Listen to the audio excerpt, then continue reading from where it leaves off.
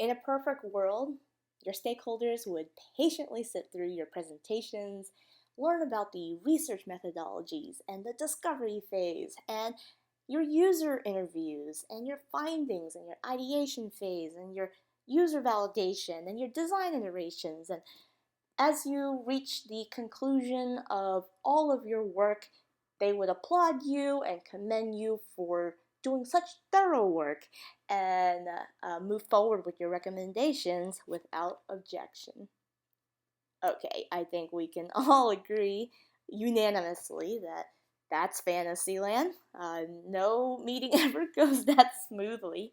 Um, we, as UX designers, go through a lot of obstacles when we do our presentations to stakeholders. So, in this presentation, I want to talk about presentation tips that I've personally learned and implemented in my career when dealing with difficult, obstinate people. Okay? My name is Havana. I'm a UX designer at Honeywell, and I have a lot of experience pitching, debriefing, and advising type D personalities. So, what exactly is a type D? The D doesn't stand for what you think it does, okay? Um, this is based on the DISC personality assessment. Some of you may have already taken that, like in your careers. Basically, these are like type A's, also known as ESTJs or ENTJs if you follow Myers-Briggs. They are strong-willed, data-driven, straight to the point, wants results, decisive. Idris Elba plays a great character like this in The Office. And, like, these aren't, I want to be clear that type D personalities aren't a bad thing, right? But what makes them difficult? I don't know about you, but the type D personalities I've worked with, they're very quick to critique, very quick to object to a lot of what you say, and they'll probably rip your presentation apart. Before I was a UX designer, I actually worked as a client solutions consultant, and I had to do some fraud analysis, regression testing, a lot of like data analysis, and I would have to do those reports, but also present recommendations based on that data. So the guy I would present to would be very quick to question your work, to question your conclusions, to really like interrogate you and have you explain how you got to where you were. He was not shy about walking out of the room if he felt like you were boring him, or if he didn't like value your work. It was a little tough. I've also, well, in that experience, I also kind of learned how to better present to him. After a couple years of working with him, I kind of started mastering and started understanding what he was looking for when we would present to him. So in my UX career, I've also dealt with some really difficult people. Like I remember in one of my UX jobs, before a meeting, I was warned that this very major stakeholder was notoriously difficult. Like, he's even called people idiots before. He will kind of rip apart your work. He interrupts you a lot.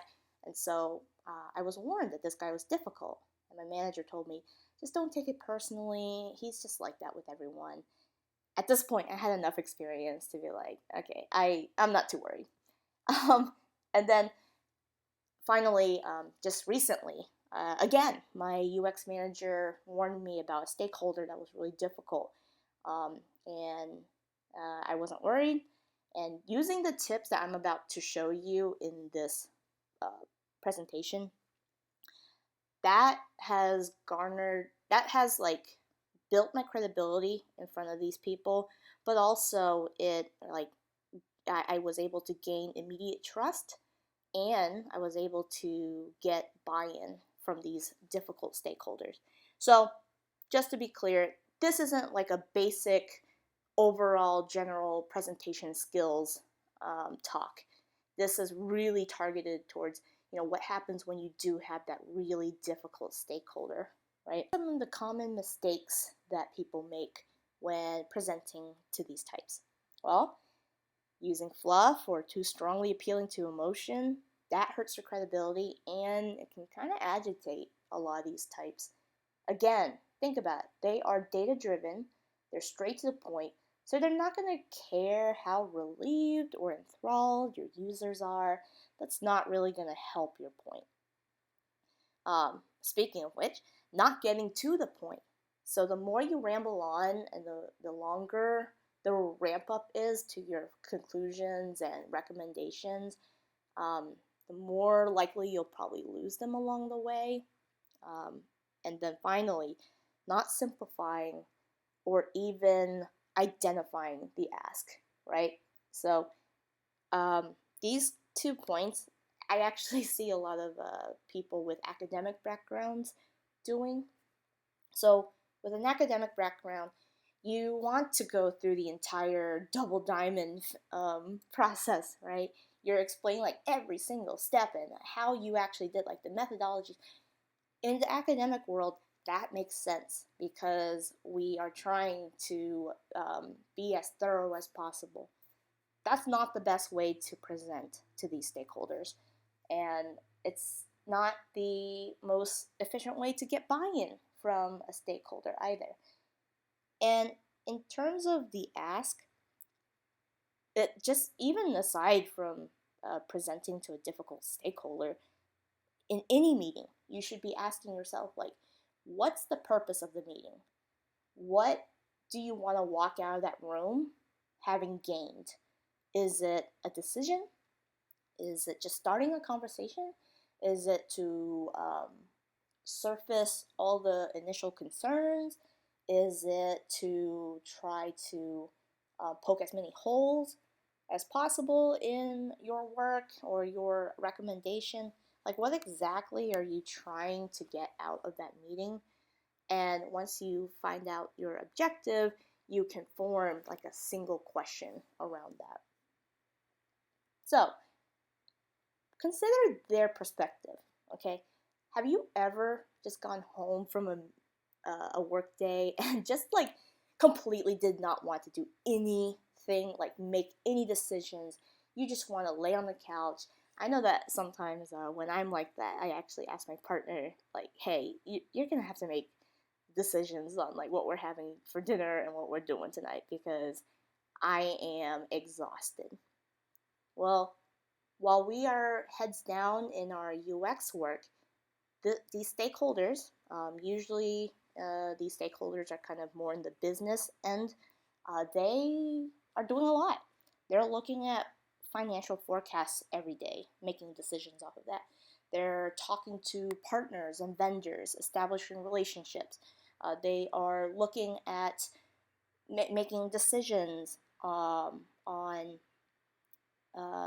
product strategy and reviewing market reports and basing like all these decisions on so much data. I actually believe that a lot of these types experience kind of a low hum of executive dysfunction. So for those of you who don't know what that means, executive dysfunction just means that you've completely exhausted your willpower or any ability to make decisions, and like you kind of get decision fatigue, right? Who can relate to that? Well, because your stakeholders probably kind of in that position, that's probably why they're so irritable, right? Because that takes a lot of mental load. That takes a lot of mental bandwidth, and so I have found in my experience that is why like these types tend to be a little snappy. They want you to get to the point, and that's why we want to simplify the ask. Because when we don't do that, we're asking them to do the hard work of figuring out what the question even is. And doesn't work for you because it also opens up the risk of them completely derailing your presentation. So, Let's go ahead and jump into the actual tips. Tip number 1 is start with the conclusion, okay? All right, more realistically, you probably want to start with the problem statement and maybe an overview, but the conclusion should be shown very early, okay? Like it should be definitely in the first 5 slides or so. And I know that you probably have notes on, like pages and pages of notes on the user research and discovery process. Cherry pick a few findings, right? And, kind of focus on those in the presentation. Again, your stakeholder doesn't give a crap about having to go through a dense research work, right? Just simplify the insights and findings, but as a caveat, your recommendations should address these insights.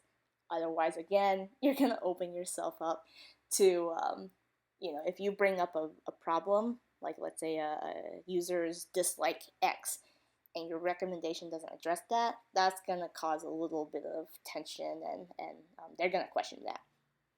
So what do I mean when I say simplify the ask? If you have a couple options, like sometimes it's as easy as, should we go with option A or option B? And break down the pros and cons of both options, right?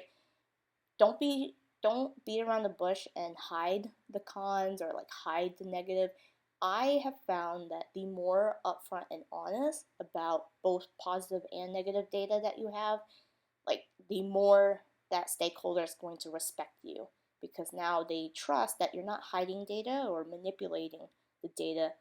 Like they can trust you in how you report your findings.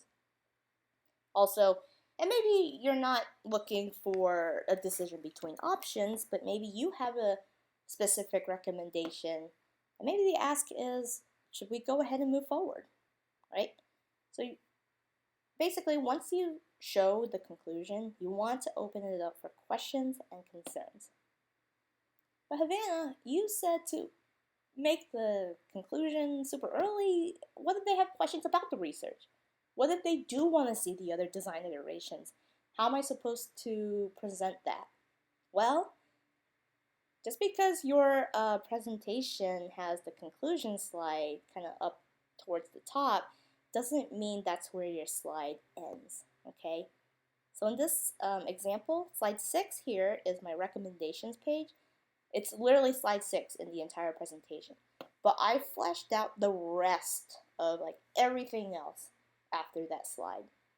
And the reason why I do that is because I want the stakeholder to really drive the information in a way. So like if they don't care about like seeing a bunch of design iterations and how we validated these designs, and they do care about the initial user discovery, so that's what I'm going to focus on. I'm not going to show them the design iterations if they don't care about that, right? That's another reason why I flesh out the rest of my slides after the presentation, because you can just focus on what your stakeholder is concerned about, and then afterwards you can send the presentation out, and then they'll have access to that anyways. So that's a trick that I've learned. I have used this countless times, and it's always worked like a charm. Tip number 2, do the pre-work and preparation. If I feel like 90% of the time when a meeting doesn't go too well or it goes a different way than I expected, I look back and ask, what could I have done better? The answer is always pre-work. So with the pre-work, you want to find out what your stakeholders are most concerned about. And the way you do this is sometimes it's literally just a one-on-one chat message to them, right? Like, hey, this meeting's coming up. We're going to show some designs. Do you have any questions that you want me to specifically go over? Or are there any concerns right now that you would like me to address? Like, just ask. Like, just be straightforward. You don't have to, like like hide or like, bury the lead.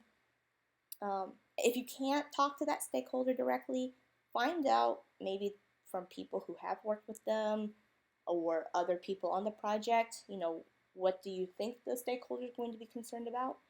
And then also ask them what their expectations are of the meeting. That's going to save you a ton of work, right? And then for preparation, honestly, this process is going to just make you a better designer. So you gotta master the art of design articulation. I'm very fortunate in my career to have started my first 2 UX jobs at places where like the design critiques were pretty brutal. I felt like every time I presented a design, it was like being in front of a firing squad. All right, like they would poke holes, they would ask questions like, why did you align it this way? Why did you place it this way? Why did you use this control over that control? And like it was a little scary at first, but that actually forced me to become an even better designer. Because in the process of designing, you want to ask these questions. You want to be critical of your work, right? So basically ask, why did you make the design decisions that you did? Because I promise you that's going to come up in the meeting. So you might as well just master it and actually design to actually refine the decision or the rationale. You're also going to have to learn how to explain basic design principles.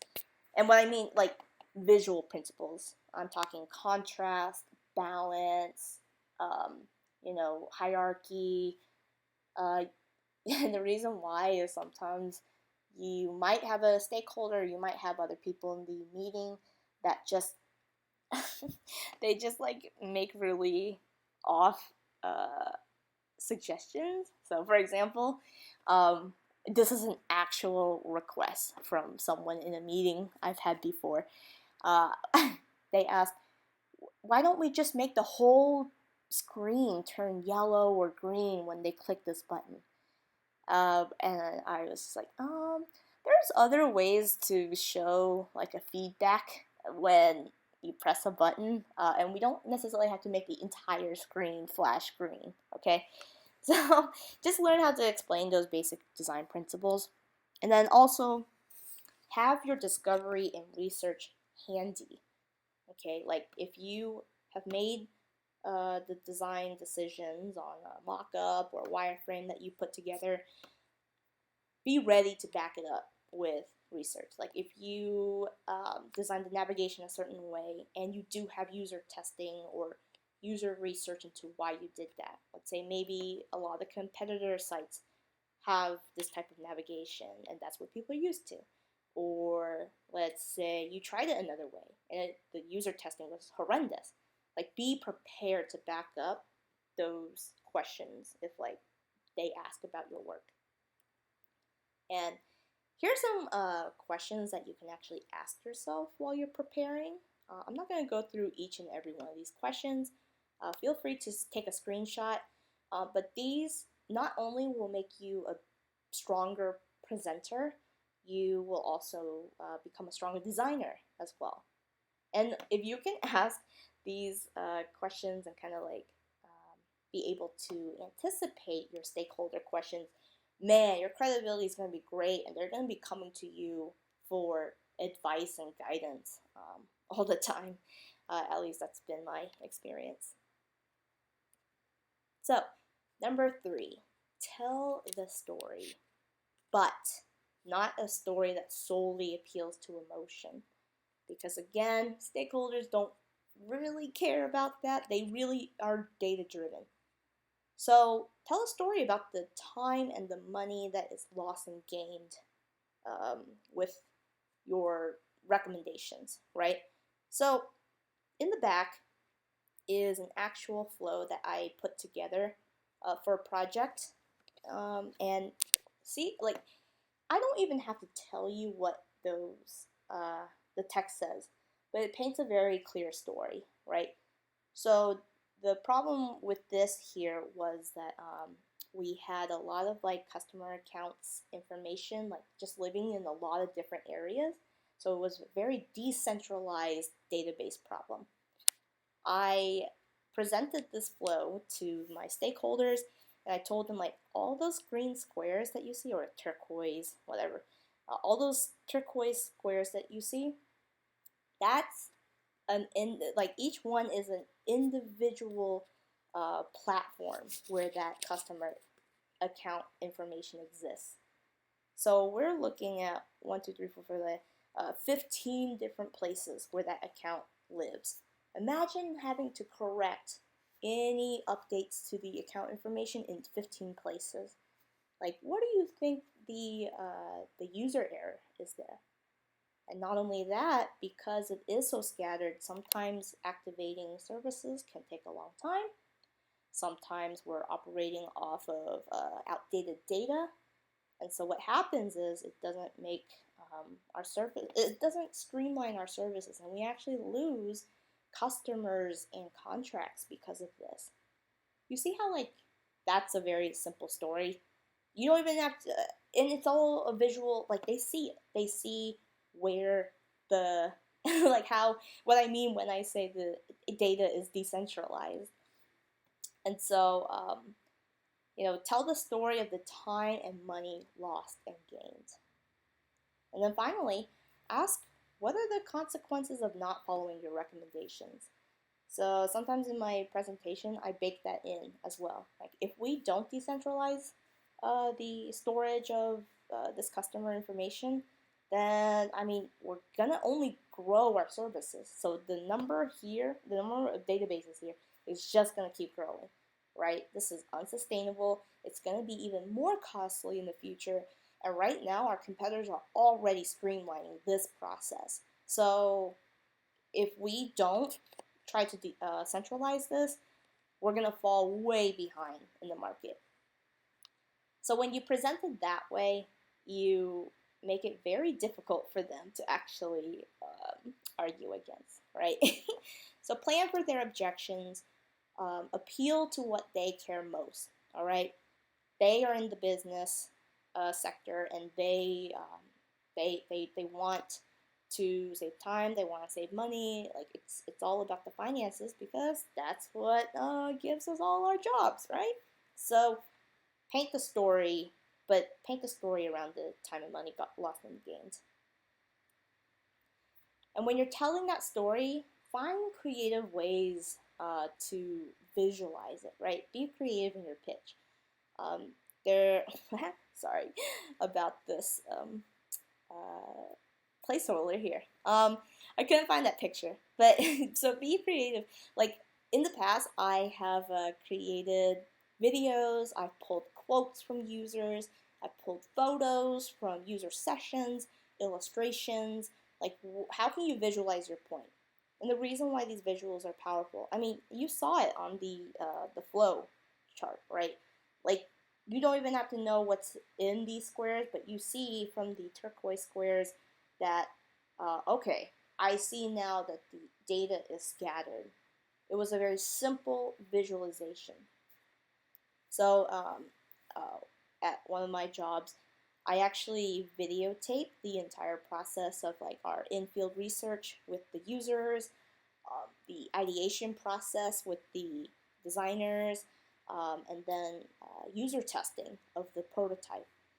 And I'm not like a master video editor, but I stitched together a really cool video, kind of documenting the entire process and also capturing the excitement of the users. And it actually appealed to the stakeholders, because, like, the person running the project showed it to the C-level suite, and we got an immediate buy-in, because to them, they saw there was an opportunity for innovation here. They saw that people actually want it. They saw the validation. They saw that this is data-driven. And we got buy-in immediately. But I don't think we would have gotten that with just a pitch deck. I think we needed the video of the actual users and actual things they were saying. So be creative. Tip number 4, make it interactive. So this is definitely a big caveat because you really need to kind of gauge what kind of person your stakeholder is. Because sometimes if you make it too interactive, they're just like, okay, just can you just tell me what the recommendation, like, what's the point? What are you trying to do? But interactive doesn't mean it's like a whole bunch of exercises and it's all kitschy, and you can just make an interaction interactive by just asking some basic questions. So at the beginning of some of my meetings, I'll actually ask the attendees, like, hey, does anyone need a refresher on X? If nobody does, like, great. We don't have to waste time on that. You just jump to your point, right? And if somebody does need a refresher, obviously, then you can address that. But that's a way to make it interactive and to kind of show that you're listening to them as well. I like to also add links in the actual PowerPoint on that conclusion page, or like adding a table of contents.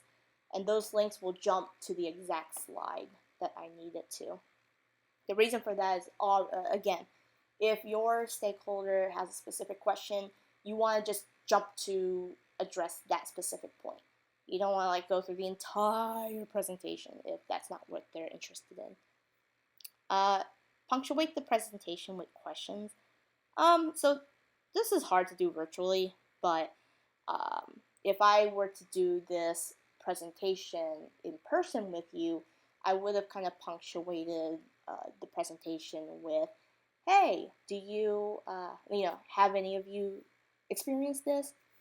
Or, describe some other adjectives or personality traits that type D would have. When you punctuate the presentation, it kind of forces people to engage and forces people to pay attention.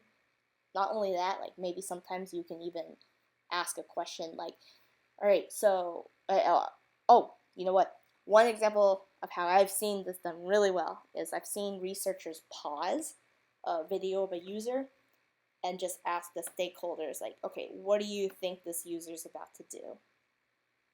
And so then that way you can kind of like get them to make a hypothesis, and then you can review it together. It just engages them on a different way.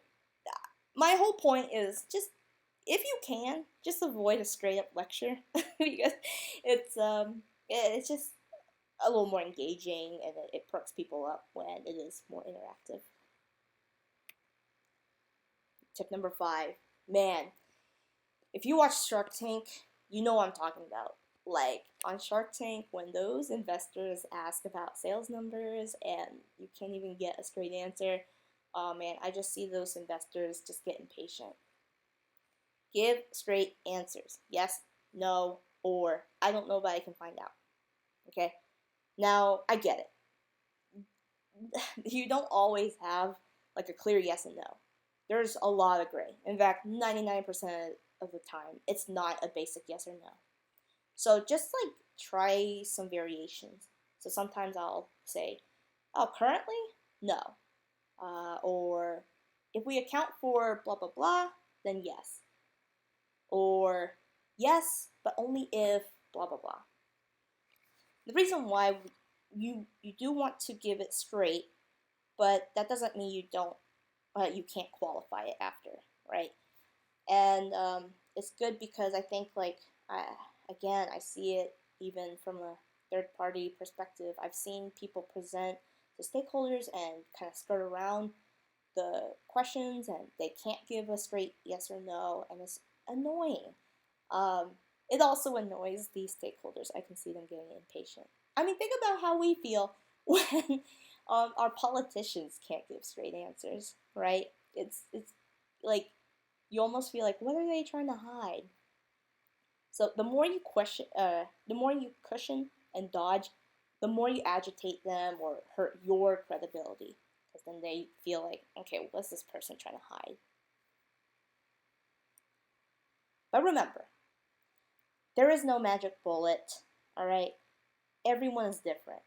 So every stakeholder is different. Every type D is different as well. Some of them do maybe care about like the emotional journey of the user. I mean, study your stakeholder like you would a user. Like, find out what makes them tick, what appeals to them, what perks their interest. Everyone's going to be different, and I don't pretend to know like everything about how to present perfectly. I mean, uh, it's hit or miss, and all I can say is like all the tips I've shared today, they've kind of helped me consistently have successful meetings, but sometimes they can still get derailed. Don't beat yourself up too much. Just learn from it, learn your stakeholder, and hopefully some of these tips help out. I would say the most helpful one though is to bring your conclusion um, to the front, answer succinctly, and also like if you can just like simplify the ask, identify the ask, and simplify the ask. Thank you.